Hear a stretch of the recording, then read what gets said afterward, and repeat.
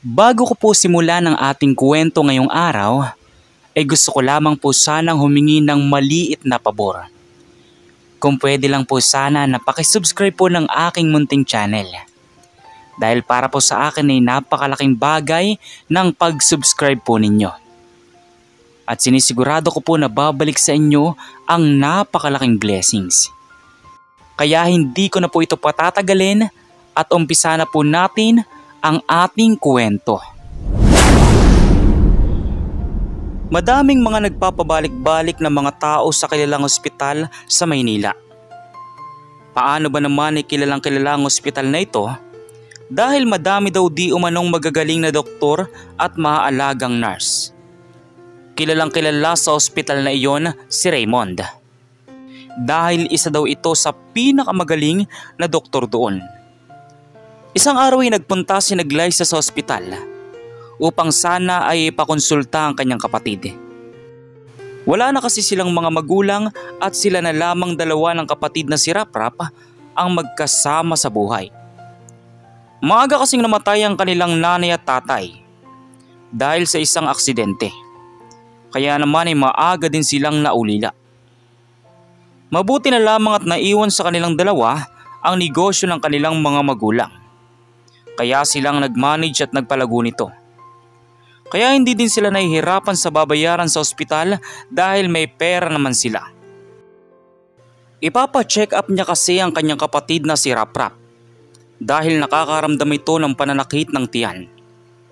Mabuti nang maagapan kaysa lumala pa at para din malaman na nila ang dahilan ng pagsakit ng tiyan nito. Agad silang inasikaso ng mga nurse sa ospital at agad na chinek up ang bata. Ma'am, maghintay lang po tayo ng ilang oras para po sa result ng test na ginawa sa kapatid niyo po, sabi ng isang nurse. Kaya naman, nag-antay na lamang siya sa labas habang inaantay ang resulta. At ilang minuto lang ang lumipas, ay dumating na ang result. Ayon sa sabi ng doktor, ay nakakain lang daw ng kontaminado na pagkain ng kapatid niya. Kaya nakaramdam ito ng pananakit ng tiyan. Kaya naman labis-labis ang pasasalamat niya dahil nasa mabuti namang kalagayan ang kanyang kapatid. Kaya naman matapos makita ang result ay nagpasalamat si Glyza sa doktor. Ngunit nanlaki ang mata niya nang makita ang hitsura ng doktor. Pamilyar sa kanya ito. Dahil ito ang dati niyang kaklase na nanliligaw sa kanya noon. Raymond? Ikaw ba yan? Gulat na tanong niya sa doktor. Ha? Paano mo ako nakilala? Oo, ako si Raymond. Ikaw, sino ka ba? Nagtataka nitong sagot. Tinitigang maigi ng doktor ang mukha ng babaeng kaharap niya. At nanlaki ang mata niya nang maalala kung sino ito. Glyza? Ikaw ba yan? Tanong pa nito. Oo Raymond, ako to. Ako si Glyza, yung dati mong classmate. Remember me? Natutuwang tanong pa ni Glyza. Oo naman Glyza, naalala kita. Kamusta ka na?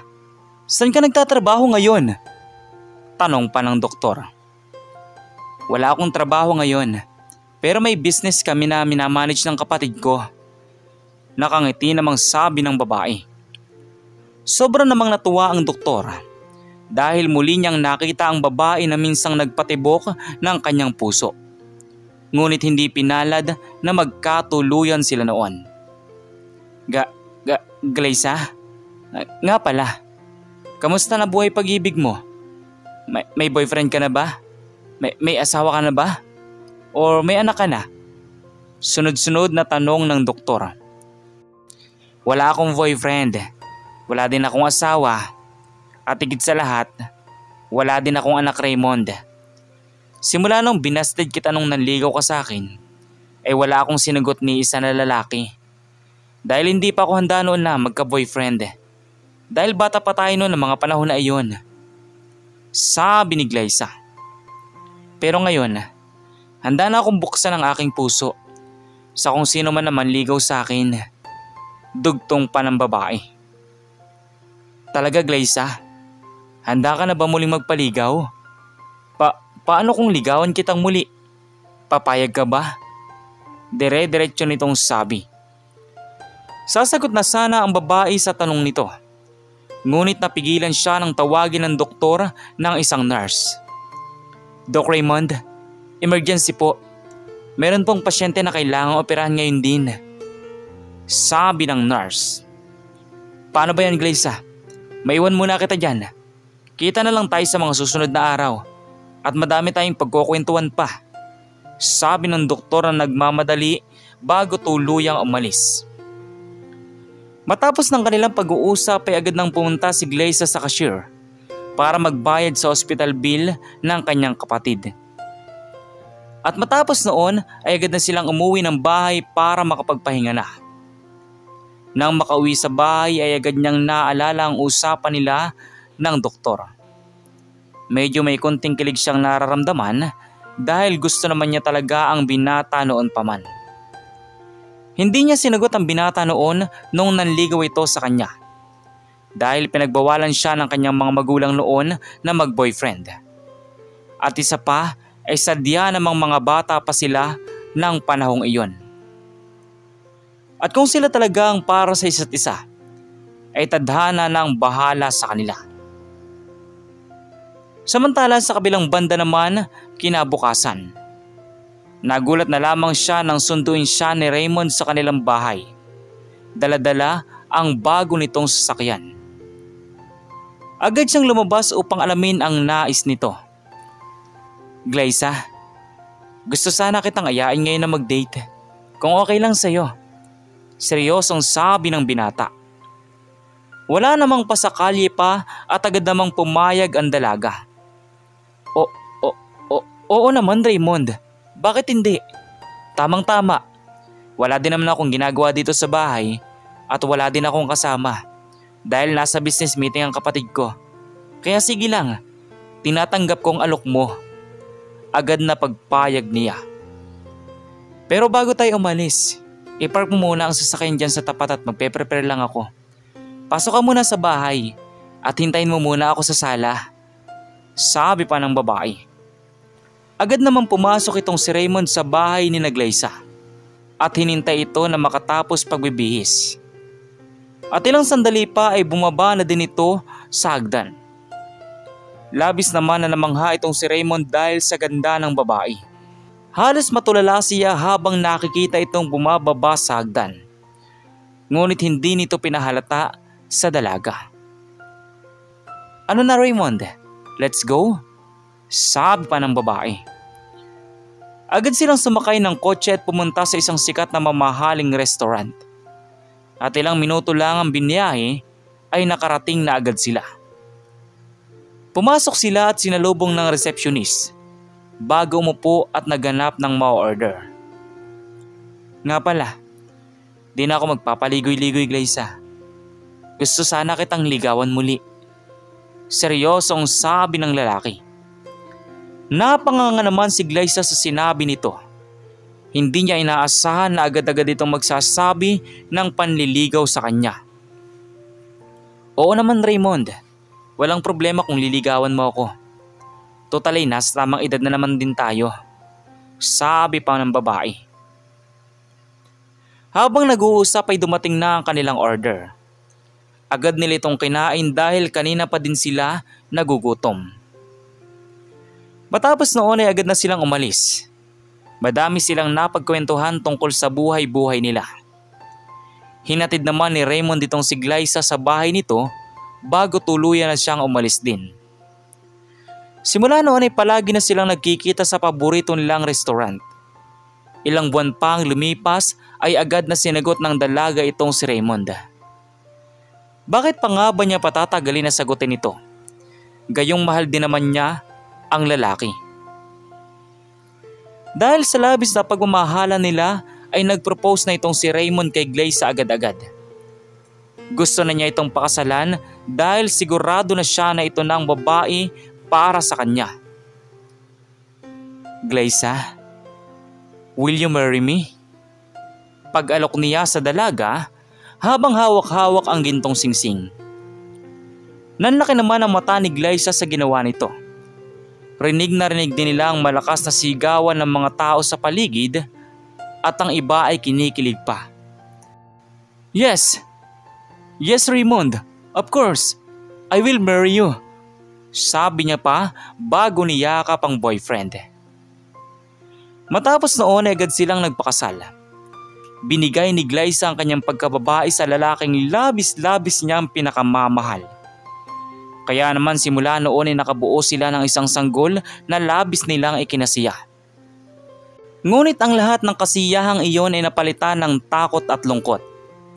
Nang isang araw, habang nasa kalagitnaan sila ng dagat at nakasakay sa barko papunta sana sa Boracay, ay isang malakas na alon ang humampas sa sinasakyan nila na naging dahilan ng pagkakataob ng bangka. Lahat ng sakay ay hindi nakaligtas, maliban na lamang sa ilang seaman at kay Raymond na himalang nakaligtas. Glyza, mahal? Asan ka? Sumagot ka please! Sumagot ka! Umiiyak na sabi ni Raymond habang lumalangoy. Ngunit wala siyang narinig ni isang sagot. Hanggang sa humina na ang alon at maya-maya pa ay nakakita sila ng isang maliit na bangka na papalapit sa kanila para tulungan sila. Agad silang pinasampa sa bangka para makapahinga. Mabuti na lamang kahit maliit ang bangka ay maganda pa rin ang palangoy na nakalagay dito. Simula noon ay labis na ang naging lungkot ni Raymond. Hindi niya inasahan na mawawala ng ganon-ganon na lamang ang kanyang asawa at ang anak na nasa tiyan nito. Upang makalimot sa masalimuot na nangyari sa buhay, ay nagpakabisi na lamang siya sa kanyang trabaho bilang isang doktor. Ang dating masiyahin na si Dr. Raymond ay naging mainitin na ang ulo dahil sa mga nangyari sa kanyang buhay. Isang araw ay may isang mahirap na pamilyang nagtungo sa ospital at nakikiusap na baka pwedeng gamutin ang kanilang anak na naghihingalo na dahil sa sakit na pneumonia.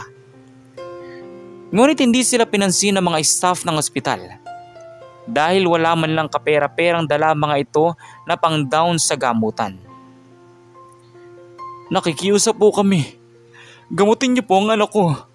Parang awa niyo na po.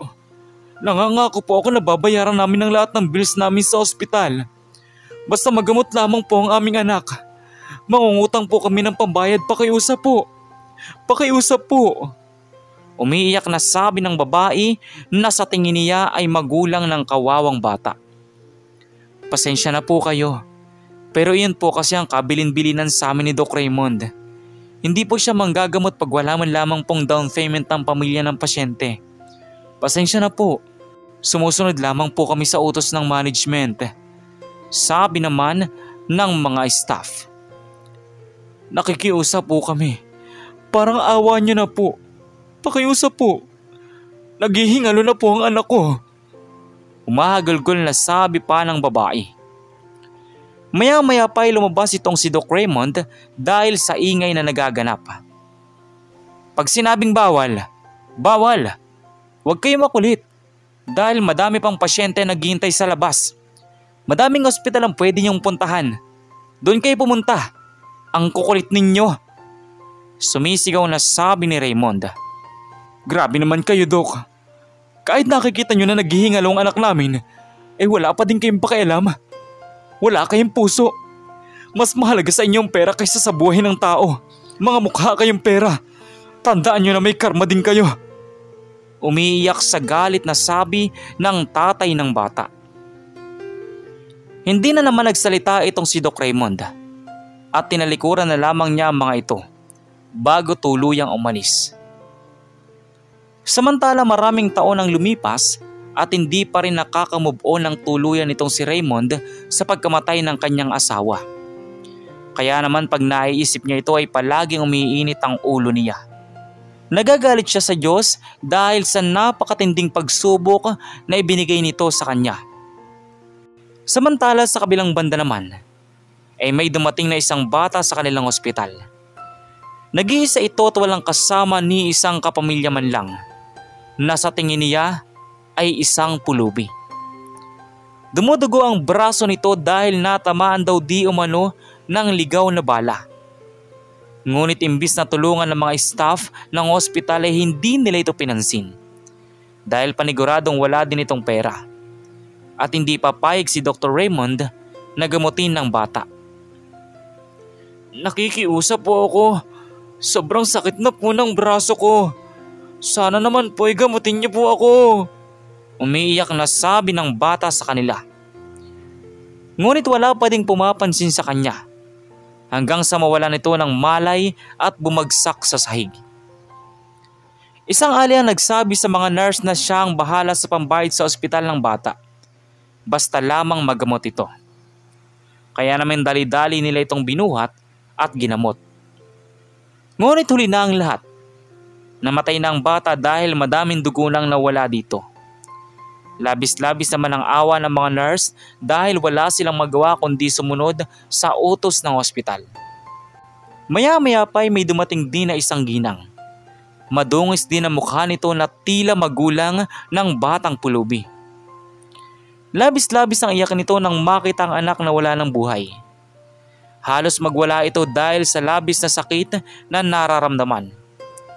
Isa pala itong baliw na nakawala sa mental hospital, ngunit kahit baliw ay kilala pa din ito ang kanyang anak. Kaya naman napalabas sa mga doktor dahil sa kaguluhan. Ngunit si Raymond ay biglang natigilan nang makita ang babaeng pulubi. Kahit maamos sa mukha nito, ay kilalang kilala niya pa din ito. Dahil ito ang kanyang asawa na namatay mula sa paglubog ng barko. Agad niya itong nilapitan at niyakap na maigpit. At hindi siya nagkamali dahil ito nga ang kanyang asawa. Maya-maya pa ay may dumating pa na isang van at pilit na kinuha ang babaeng pulubi. Nakawala daw kasi ito mula sa mental hospital dahil may diferensya ito sa utak. Ngunit agad na pinigilan ni Raymond ang pagkuha sa babae. Saglit lang, sasama ako sa inyo. Gusto kong malaman kung ano ba ang tunay na nangyari sa asawa kong to. Umiiyak na sabi ni Raymond. Gulat na gulat naman ang lahat nang sabihin ni Raymond ang salitang asawa. Ngunit hindi na nagtanong ang mga ito at agad nang sumama papunta sa mental hospital si Raymond. Pagdating nila doon ay agad niyang tinanong kung ano ba talaga ang tunay na nangyari sa asawa niya, kung bakit nabaliw ito. Doon niya nalaman ang lahat. Nakaligtas daw pala mula sa paglubog ng barko itong si Glyza. Dahil isang mangingisda ang nakakita dito na palutang-lutang sakay ng isang malaking drum. Dahil daw sa sobrang trauma ay halos nabaliw na itong si Glyza. Kaya naman daw dinala sa mental hospital ang babae. Ngunit nagulat ang mga staff nang malaman din na buntis ito. Mabuti na lamang daw at maigpit ang kapit ng bata sa sinapupunan. Kaya naman ang mga anak ito ay sila na ang nag-asikaso ng lahat ng certificate ng bata. Dahil wala ding maalala ang babae at ang tanging sinasambit lamang nito ay Raymond Sanchez. Walang iba, kundi ang lalaki daw na pinakamamahal nito. Kaya naman sa birth certificate ng bata ay inilagay ang pangalang Raymond Sanchez sa father's name nito. Labis naman na napaluwa si Raymond sa narinig. Dahil kahit nagka-amnesia at nabaliw na ang kanyang asawa, ay hindi pa din siya kinalimutan nito. Labis-labis naman ang kanyang pagsisisi dahil nang makita niya ang death certificate ng bata na namatay dahil sa pagkakabaril, ay napaluhod na lamang siya. Dahil wala siyang kaalam-alam na ito na pala ang anak nila. Walang tigil ang luha niya dahil sa pagkakait sa bata na magamot ito. Kung alam niya lamang na ito ang anak niya, ay baka nagamot niya agad ito. Ngunit wala na siyang magagawa. Huli na ang lahat para pagsisihan ang mga maling desisyon. Kaya naman simula noon ay binago na nila ang policy ng ospital para hindi na maulit pang muli ang nangyari sa batang namatay. Dahil doon ay binigyan ni Raymond ng magandang libing ang kanyang anak. Humingi siya ng sorry sa kabaong nito dahil sa pagwawalang bahala niya dito. Pagsisihan niya man ang lahat ay wala na siyang magagawa dahil hindi na maibabalik ang oras na makakapiling pa sana niya ang kanyang anak. Samantala sa kabilang banda naman ay umaasa pa din si Raymond na magiging maayos din ang kalagayan ng kanyang asawa at gagaling din ito pagdating ng tamang panahon. Kayo, ano pong masasabi nyo sa kwento natin ngayon? At kung anong mga aral po ang mga natutunan ninyo? Maaari nyo po bang i-comment doon sa baba doon sa comment section para muli ko pong mabasa? So once again, inuulit ko pong muli. Ako po si Tamoxki TV. Kita-kita po tayong muli sa mga susunod pa nating maraming mga video. Thank you and God bless you all. Peace out.